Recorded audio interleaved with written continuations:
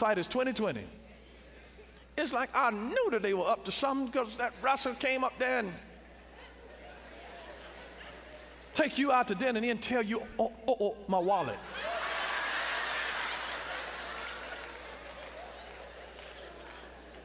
That should have been a sign to you that he was looking for you to be the meal ticket. I mean, watch and pray. Touch your neighbor. Say, watch and pray. Don't just pray, watch. In retrospect, you can see that they were emotionally needy. If you would just go back, you'll look at some things and you could tell that they were insecure. You could tell that they have some esteem issues. In retrospect, had you just watched, it's like, I knew that something, because what I did, that their reaction was greater than my action, and that was telling me that this thing was about a hurt that they had had in a previous relationship. All of that distrust and suspicion that destroyed, they had that when they came in relationship with me. If you know to look for the signs, God is saying, watch. You'll be surprised how much stuff that you can avoid if you'll open up your eyes and just watch. You've got to watch and pray. Because God will show you the danger signs. He'll show you character flaws and contradictions if you only watch. He warns his children of imminent danger, so watch. Whenever you're in a war, you've got to have people watching. So you don't only watch with your eyes, you also watch with the eyes of other people who love you. Are you listening? You have people who love you to watch for you, because your loved ones can see things that you can't see. Your loved ones can see things that you cannot see. You've got to always have people around you who love you, who can watch for you. So don't only watch with your eyes, watch also through the eyes of people who love you. Watch through the eyes of people who love you. When you're in a war, watch what you allow your mind to dwell on. Because remember, the devil's strategy is basically the same. It's what he did in the Garden of Eden. He distracted Eve. Psst. That's what the serpent did with his tongue. Didn't even have a voice, but psst. Hey, Slim, let me holler at you. He just distracted her first. Just distracted her. It's a distraction. Once you learn the devil's tactic, oh, your hair's so pretty. You better watch. It's a distraction. It's a distraction. What's behind that? You better watch. You better watch. I just want to be your friend. You better watch.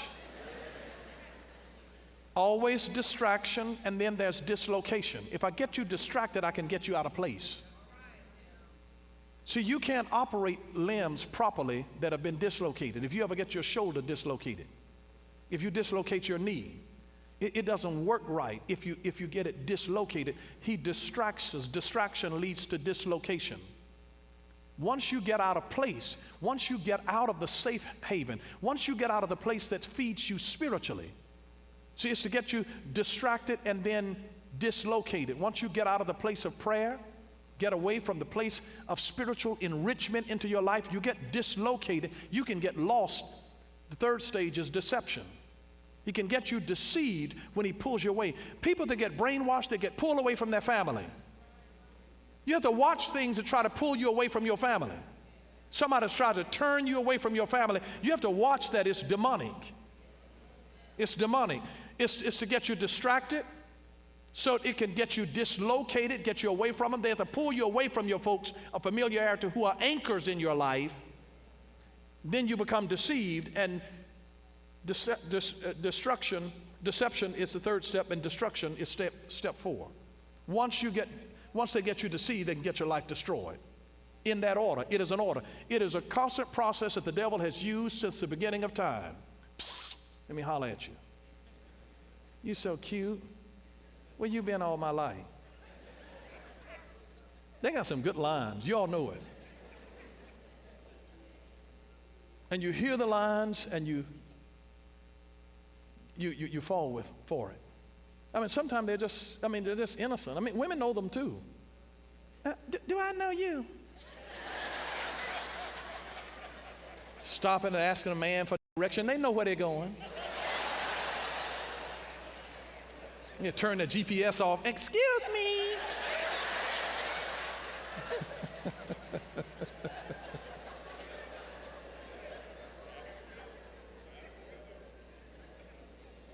First Peter chapter 1 and verse 13 exhorts us to gird up the loins of our mind. Gird up the loins of your mind. The loins are the place where reproduction issues forth from.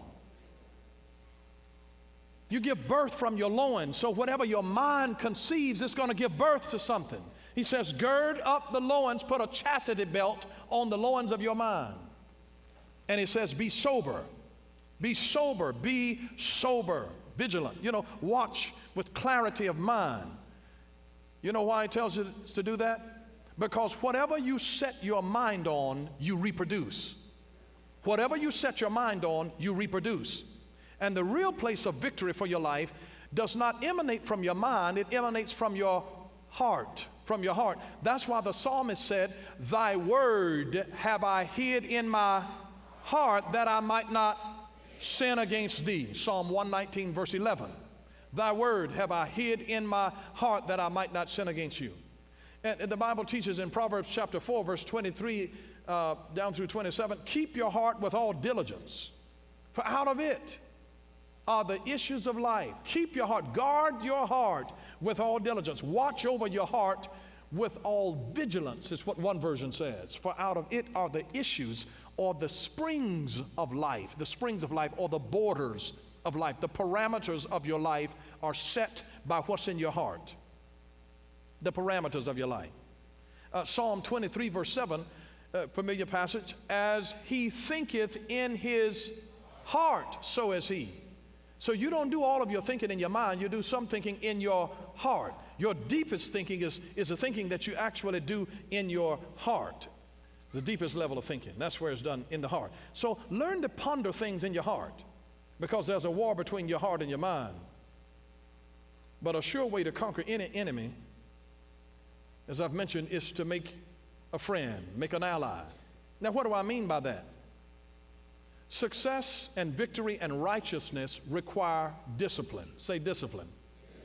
And discipline is neither all head nor all heart, but rather it melds the power of the intellect with the power of intuition, so that the two can work together in unstoppable ways.